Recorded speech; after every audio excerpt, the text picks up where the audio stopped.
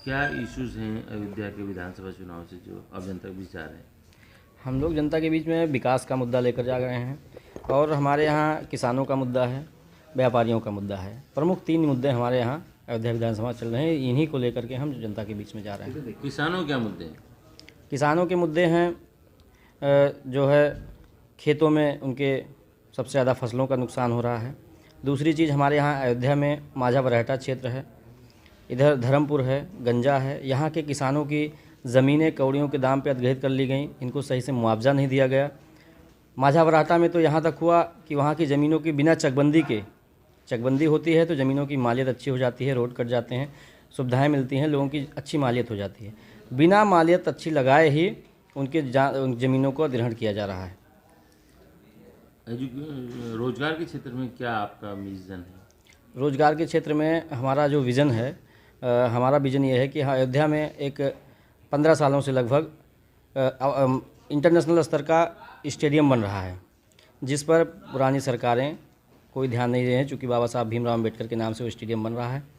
सबसे पहले हम इस स्टेडियम को इंटरनेशनल स्तर पर पहचान दिलाएंगे, जिससे यहाँ रोज़गार बढ़ सके।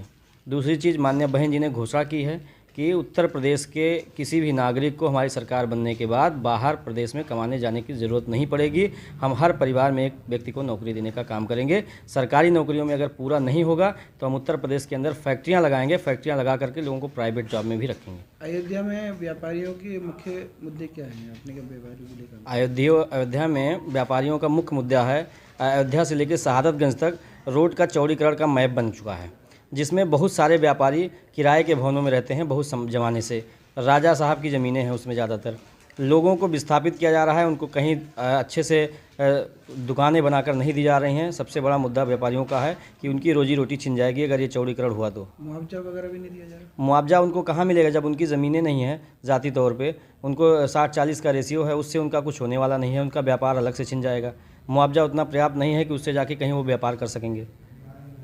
अगर आप की सरकार बनती है या सरकार में सहयोग रहता है जिसकी बनती है, तो क्या प्राथमिकता रहेगी आपकी? हमारी प्राथमिकता रहेगी कि जितने भी छोटे व्यापारी हैं उनका पूरी तरह से ख्याल रखा जाएगा, जितने भी किसान हैं उनका ख्याल रखा जाएगा, उनकी ज़मीनों की सही तरीके से मालियत लगाई जाएगी। अगर अधिग्रहण करने की ज़रूरत पड़ती है तो उनको सही मुआवजा दिया जाएगा और उनकी समस्याओं का पूरी तरह से निदान किया जाएगा। जो छुट्टा जानवरों की समस्या है उसको हर न्याय पंचायत स्तर पर गौशालाएं बना करके उसको निराकरण करने का प्रयास किया जाएगा। गौशाला तो अभी भी बनी हुई है, न्याय पंचायत स्तर पे नहीं है, बीच बीच में गौशालाएं हैं, बहुत सारे क्षेत्रों में गौशालाएं नहीं भी हैं और सही से संचालित भी नहीं है, पूरी तरह से भ्रष्टाचार का शिकार है गौशालाएं। अखिलेश यादव कल अयोध्या आए और उन्होंने बोला कि यहाँ के जो व्यापारी हैं उनको 6 गुना मुआवजा हम देंगे, ज़्यादा मुआवजा देंगे उनकी कीमत से, ज़मीन की कीमत से ज़्यादा, और सर्किल रेट भी बढ़ाएंगे। इससे पहले जो है 2012 से 17 तक अयोध्या में माननीय जो है सपा समाजवादी पार्टी की सरकार थी। यहाँ पे उनके विधायक भी थे। जनता उनके विकास को देख चुकी है, उनके वादे को भी देख चुकी है। 18% आरक्षण देने का मुद्दा उन्होंने 2012 के चुनाव में रखा था मुस्लिम समाज को, उसमें ठगने का काम किया, कुछ काम नहीं किया। इनका जो घोषणा पत्र जारी होता है उस घोषणा पत्र अविश्वसनीय है। जनता 5 साल इनके घोषणा पत्र को पढ़ करके और इनकी सरकार को देख करके तंग आ चुकी है। बहुजन की सरकार लगता है आपको बनेगी? निश्चित ही हम पूर्व बहुमत की सरकार बनाने जा रहे हैं, उसमें कोई शक नहीं है। अगर कहीं गठबंधन करना पड़ा भाजपा से, जैसे अभी बयान चल रहे थे, अमित शाह जी ने कहा कि बहुजन अच्छी सीटें ला रही है, फिर मायावती जी ने भी स्वागत किया, तो क्या लगता है अगर कहीं कमी पेशी हुई तो बीजेपी को समर्थन कर देंगे? माननीय बहन जी ने साफ तौर पे कहा है कि हम राजनीति से संन्यास ले लेंगे, लेकिन बहुजन समाज पार्टी बीजेपी को समर्थन नहीं करेगी। हम अपने नेता से तो बड़े हैं नहीं, हमारी नेता ने जो फैसला लिया है वही पे उसी पे हम लोग भी कायम हैं। अच्छा, अगर आप चुनाव जीतते हैं तो सबसे पहले आपका फर्स्ट प्रायोरिटी पे आप क्या काम करेंगे?